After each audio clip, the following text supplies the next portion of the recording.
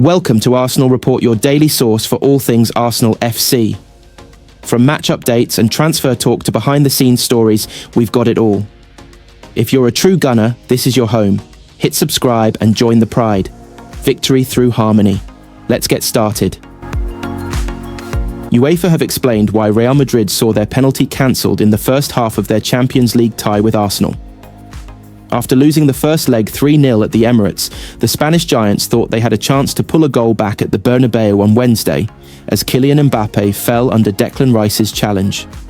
Referee Francois Letexier initially gave a spot kick to the anger of the Arsenal midfielder, who was booked in the aftermath.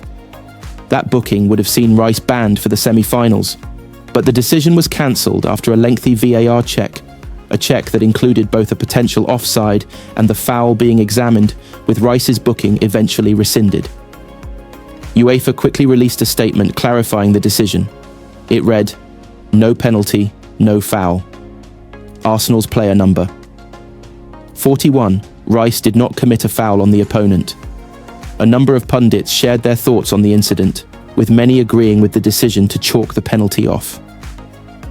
Ali McCoy said on TNT Sports, "Does he give Mbappe a yellow card? I'm putting my cards on the table right now. I am delighted to see that decision." Ex-Arsenal defender Matt Upson, commenting on BBC Radio 5 Live, added, "Declan Rice knew. His reaction told us all. He's such an honest player. He couldn't believe it, especially with the yellow card coming out and knowing he's missing the semi-final." Theo Walcott also gave his thoughts. He said the referee has created this situation. Where he gave that penalty to Real, it was the right decision to overturn it. Arsenal shouldn't have had their penalty either, by the way. The cancelled penalty was the second controversial incident during Wednesday's quarter-final. Arsenal were awarded their own penalty after a VAR check. Bukayo Saka was the man to step up, but failed to beat Thibaut Courtois. Despite that, Madrid players still crowded the referee to voice their complaints at the half-time whistle. Arsenal only needed to avoid a defeat by 3 or more goals at the Bernabeu to progress to the semi-finals for the first time in nearly 20 years. They already know their opponents, should they get there, with a clash against French champions Paris Saint-Germain set to come. The League One side progressed by Arsenal's Premier League rivals Aston Villa, following a dramatic decider in Birmingham on Tuesday evening. Arsenal star Bukayo Saka bounced back from a first-half penalty miss at the Santiago Bernabeu to help send the Gunners through to the Champions League semi-finals. After the dust settled on the 2-1 win, which wrapped up a 5-1 aggregate triumph, his message on social media was a simple one. Tagging himself at Real Madrid's famous stadium, the England forward shared photos of his second-half goal and his celebrations. The one-word caption on his Instagram post read simply, "Faith." Saka, who returned from hamstring surgery in time for the first leg win at home to Madrid, saw a first-half penalty poured to safety by Thibaut Courtois at the Bernabeu. He rebounded in style though, beating the offside trap and dinking the ball over the Belgian keeper to give Arsenal the lead in the 65th minute. Vinicius Jr. delivered an immediate equaliser on the night, but Carlo Ancelotti's side weren't able to ramp up the pressure with a second goal. It got worse for them in time added on, with Gabriel Martinelli finishing off a rapid break by slotting the ball calmly home. After the game, Saka also clashed with Real Madrid star Dani Carvajal in the tunnel, with teammate Ben White stepping in. However, after the game, he was focused on celebrating a momentous win for his club. A number of current and former teammates congratulated Saka in the comments under his post. "A night to remember," wrote Declan Rice, with ex-Gunners Granit Xhaka and Alexandre Lacazette among the others to share their own messages. Saka has spoken openly in the past about his Christian faith. The 23-year-old uses the hashtag #GodsChild in his Instagram profile and opened up about his religion during the 2022 World Cup. "I read my Bible every night," he said in December 2022. "For me, it's really important to have the presence of God in me all the time, and it gives me more confidence to know that God's plan is perfect, so I can go on the pitch and know that God has my back." After the win in Madrid, Saka reflected on the victory in a TNT Sports interview. Arsenal will face Paris Saint-Germain in the semi-finals after Luis Enrique's team claimed a 5-4 aggregate victory over Aston Villa, and Saka scored in a 2-0 home win over the same opponents in October during the league phase. "We showed that we can play in Europe and beat one of the best teams in the world, home and away," Arsenal's hero said. "Very proud of this team. Tonight was a big statement and I am so happy for everyone." "It can happen," he said when asked about his penalty miss. "I tried something, but it didn't work. I was confident I was going to score tonight. I learn in every moment. Tonight, I am more focused on enjoying the win, and then I will review it properly." Arsenal defender William Saliba has been warned over the pitfalls of a possible transfer to Real Madrid. Los Blancos have widely been credited with interest in the Frenchman, and are even said to have been in contact with his camp over a possible move. But former Gunners midfielder Emmanuel Petit has urged caution from both Saliba and Arsenal over coming to any agreement. Petit has warned his countrymen he would face a blank slate and have the difficult task of winning over the Madristas. Saliba is set to face Real Madrid in the second leg of the pair's Champions League quarter-final clash, having helped his side keep a clean sheet against the La Liga giants a week ago. The 24-year-old will hope to produce a similarly stingy performance on Wednesday night as Mikel Arteta's team defend a 3-goal lead. The France international is said to be on Real Madrid's transfer list for the summer of 2026, despite confirming his hope to become an Arsenal legend. And Petit believes the North London side would be foolish to consider selling a key member of their spine as they bid to add more talent to their squad.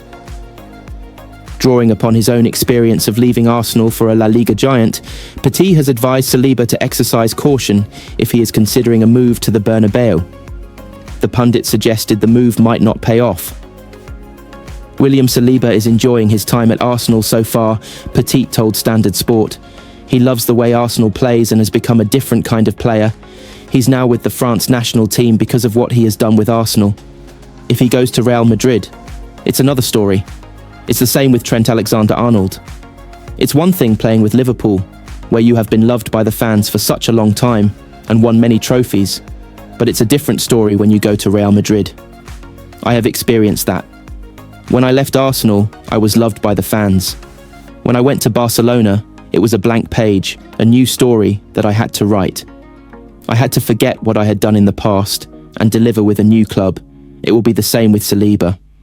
I can understand that it could be a dream for a player to sign for the best club in the world, but the grass is not really greener outside.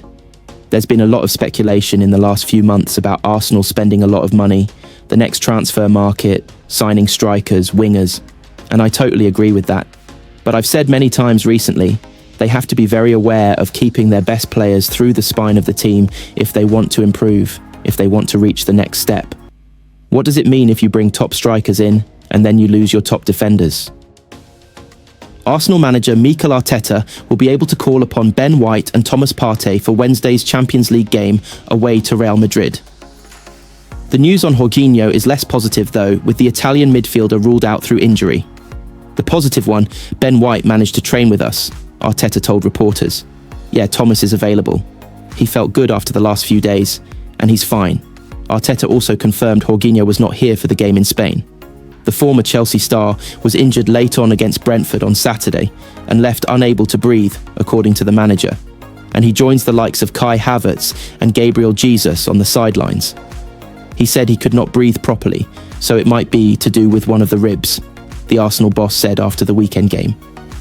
It is strange because Jorgi normally carries on, so that means it is something significant, I think. Partey was also withdrawn against Brentford, with the boss saying Arsenal didn't want to take any risks, while White missed the game entirely. However, both are available on Wednesday. Arsenal claimed a momentous 3-0 win in the first leg, with Declan Rice scoring twice from direct free kicks and Mikel Merino adding a third. The tie isn't over though, with Arsenal chasing a first run to the semis of the competition in more than a decade.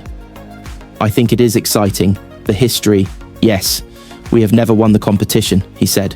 We are trying to do something now where we can dominate the European competition. Arteta was also full of praise for midfielder Rice, the hero of the first leg win. The 26-year-old has already won one European trophy, captaining West Ham to Conference League glory in 2023, and now has the chance to add another.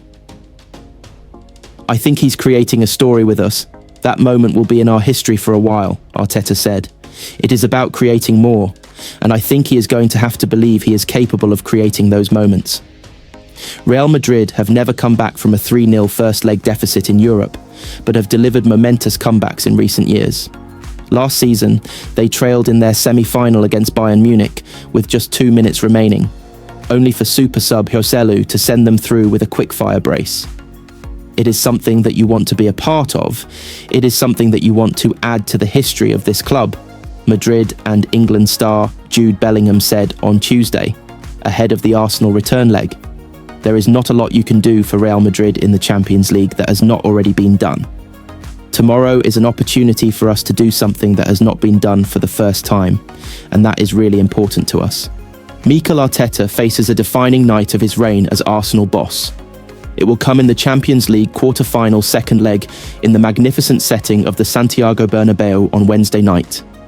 Go through, and Arteta will go down as the manager who led Arsenal past the might of Real Madrid and to just 3 games from European glory. Go out, and Arteta will be the manager that threw away a 3-0 first-leg lead, and suddenly questions will be asked about whether he can ever lead the club to the biggest trophies. If you lose from 3-0 up, it is a body blow which managers struggle to recover from. History does not look favourably on such surrenders.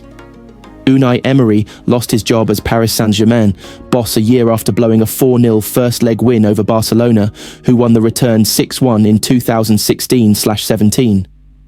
That remains the biggest turnaround in the competition's history. Former Barcelona boss Ernesto Valverde suffered the same fate against Liverpool in 2018/19 after his team won the first leg 3-0, but lost the return 4-0 in one of Anfield's greatest European nights. Everyone remembers the glory and the victory, but we soon cast aside the losers. Football is a brutal game, and Arteta will be acutely aware of the dangers. It is a fine line between success and failure.